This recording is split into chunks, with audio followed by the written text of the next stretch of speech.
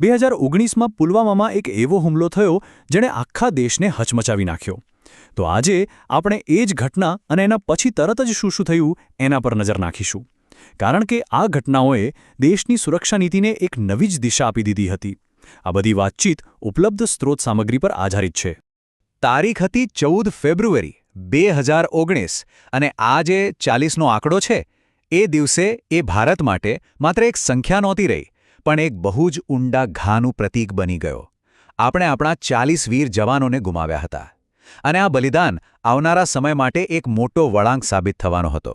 હવે ભારતે આ હુમલાનો જે જવાબ આપ્યો એને બરાબર સમજવા માટે પહેલાં એ જાણવું બહુ જરૂરી છે કે એ દિવસે ખરેખર શું બન્યું હતું. તો ચાલો એ ઘટનાની વિગતોમાં જઈએ. તો જો એ દિવસે બપોરના 3:15 વાગ્યાની આસપાસનો સમય હતો. શ્રીનગર જમ્મુ હાઈવે પરથી સીઆરપીએફના જવાનોનો 78 ગાડીઓનો એક મોટો કાફલો પસાર થઈ રહ્યો હતો અને બરાબર એ જ વખતે જૈશ-એ-મોહમ્મદના એક આતંકવાદીએ વિસ્ફોટકોથી ભરેલી કારથી આત્મઘાતી હુમલો કરી દીધો. આ હુમલામાં દેશે પોતાના 40 બહાદુર જવાનોને ગુમાવી દીધા. આ હુમલા પછીના જે 2 અઠવાડિયા હતા ને, એમાં તો પરિસ્થિતિ એટલી ઝડપથી બદલાઈ કે શું વાત કરીએ. ચલો હવે એ જોઈએ કે એ દિવસોમાં એક પછી એક એવી કઈ ઘટનાઓ બની જેણે આખા દક્ષિણ એશિયાનું ધ્યાન પોતાની તરફ ખેંચી લીધું. આ બધું બહુ ઝડપથી થયું. હુમલાના બીજા દિવસે એટલે કે 15 ફેબ્રુઆરીએ ભારતે પાકિસ્તાનને આપેલો મોસ્ટ ફેવર્ડ નેશનનો દરજ્જો પાછો લઈ લીધો. પછી બરાબર 12 દિવસ પછી 26 ફેબ્રુઆરીએ વહેલી સવારે 3:30 વાગ્યે આપણી વાયુસેનાએ સરહદ પાર કરીને બાલાકોટમાં આતંકી કેમ્પો પર એર સ્ટ્રાઇક કરી. આના જવાબમાં બીજા દિવસે હવાઈ સંઘર્ષ થયો, જેમાં વિંગ કમાન્ડર અભિનંદન વર્ધમાનને પાકિસ્તાનમાં પકડી લેવામાં આવ્યા. જો કે આંતરરાષ્ટ્રીય દબાણને કારણે 1 માર્ચને તેઓ સહી સલામત ભારત પાછા પણ આવી ગયા. ભારતે આ હુમલાનો જવાબ માત્ર સેનાથી ન આપ્યો. ના, આ એક બહુ જ સુનિયોજિત રણનીતિ હતી જેમાં એકસાથે ઘણા મોરચે કામ કરવામાં આવ્યું.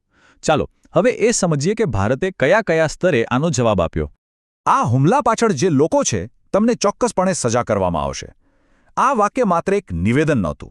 ના, આ ભારત સરકારનો એક દૃઢ સંકલ્પ હતો જેણે આવનારા સમયની બધી જ કાર્યવાહીની દિશા નક્કી કરી અને આખા દેશને એક સાથે ઊભો કરી દીધો. તો ભારતે મુખ્યત્વે 3 મોરચે જવાબ આપ્યો: કૂટનીતિક, આર્થિક અને સૈન્ય.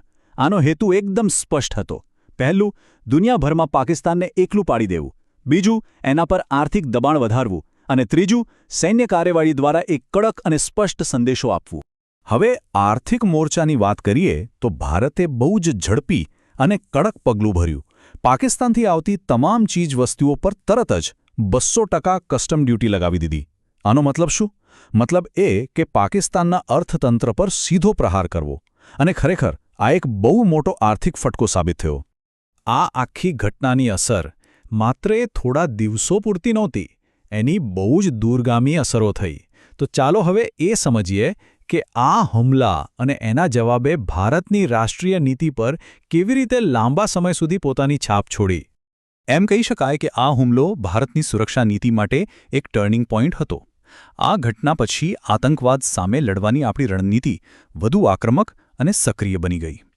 આ માત્ર એક હુમલો નહોતો, પણ આપણા સૈનિકોની વીરતા અને દેશની એકતાનું પ્રતીક બની ગયો, જેણે ભવિષ્યની સુરક્ષા નીતિને એક નવી અને મક્કમ દિશા આપી.